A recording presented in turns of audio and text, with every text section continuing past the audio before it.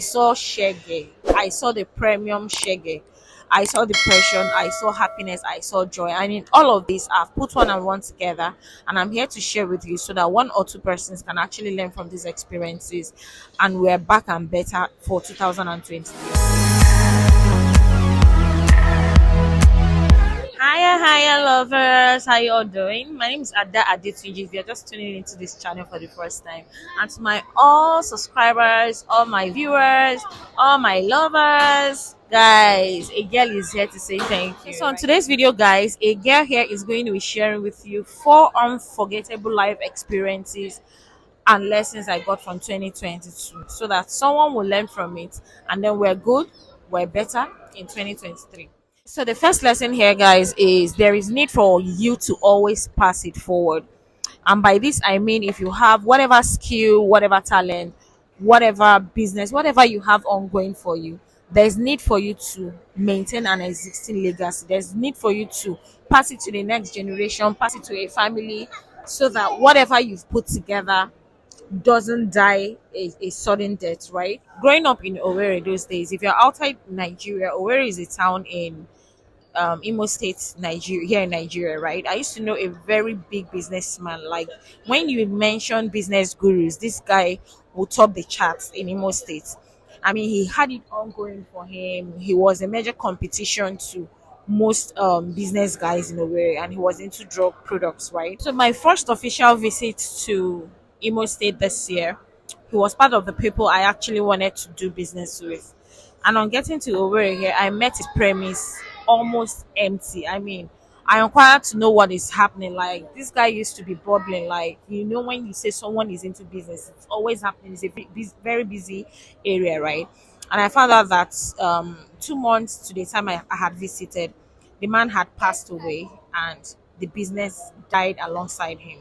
So if you have a business, if you have a talent, if you have a passion, if you have whatever you think is going on, you might want to start bringing in trusted allies. You might want to start bringing in some family members, your children, your wives into your business, so that you have a legacy that stands in when you're gone. I mean, no one stays forever, right?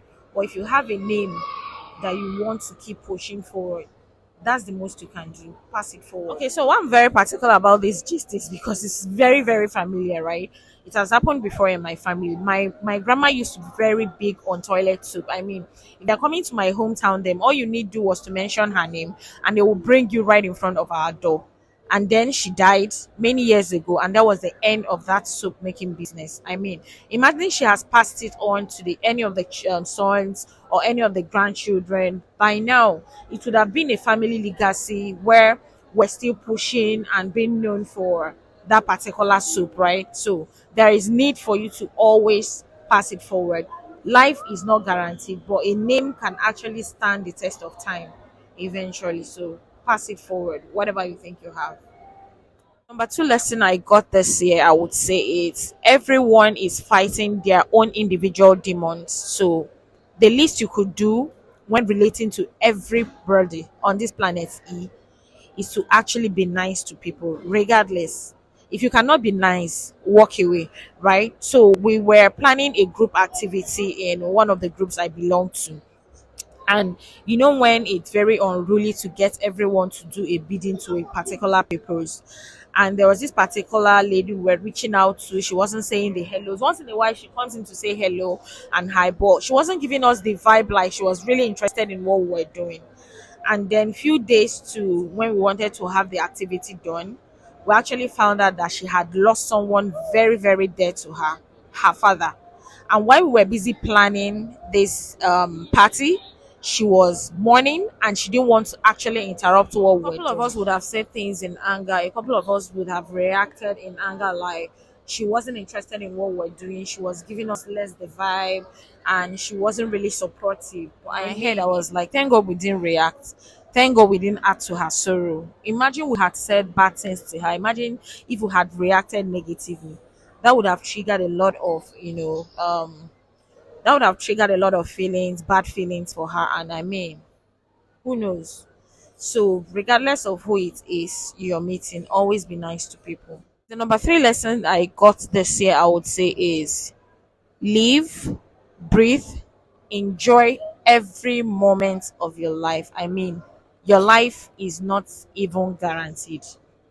And I'm saying this because you see fun, you see enjoyment, it is not negotiable. No matter how religious you want to be, in your religious space, in your spirituality, find time to have fun for yourself and with yourself, right? You see why I say this is because your life, my life, our lives are not even guaranteed. No one know when they'll breathe last. Yes, you might want to shout out the God forbid, right? I lost a neighbor, healthy, not sick, traveled all the way to a faraway town, came back to base. Like he was very close to house, had called the wife to prepare some meals, spoke to the children, and I mean, he just parked his vehicle, crossed over to pick some things, snacks for the children, and that was how he was hit by a reckless drunk driver, and he died on his way to the hospital. So what will make you not to live your life as if you're going to live the last? So while we're praying for a long life, while we're praying for God to help us live, beyond our normal imaginations, there's need for you to have fun while living, right? Before someone will come and say Daughter of Zion is always sharing sadness up and down, right? It's not about the sadness of the gist, but about the lessons from it, right? Okay, so on to the fourth and the last lessons from this year. I mean, I got a lot, but these ones kept me on my toes. So, it is never over until it is over. And this was coined out from the just concluded World Cup finals. Who saw it? Argentina versus France. Newsflash, I did not watch it. World Cup. So I was making my hair while they were showing the match. But I mean, it was a match that looked like a finals, right? I saw the highlights. I saw how people were gisting about it. I saw how it kept people on their toes. I saw the noise and I could feel the vibration from where I was making noise. In fact, as I did not die yesterday, I wasn't going to. People live out of anger. I saw people look at their sleeves and were like, their sleeves kept cutting and falling back into place. It was a mix. It was a combination of mixed feelings, but all in all, there was persistence, there was consistency, there was a bit of favor, there was a bit of luck. So this goes to show that whatever it is you're doing, never say never until it is over. Okay, so yes, the lesson in it is keep going, guys. Give it your best shot. Don't lose hope. Stay focused.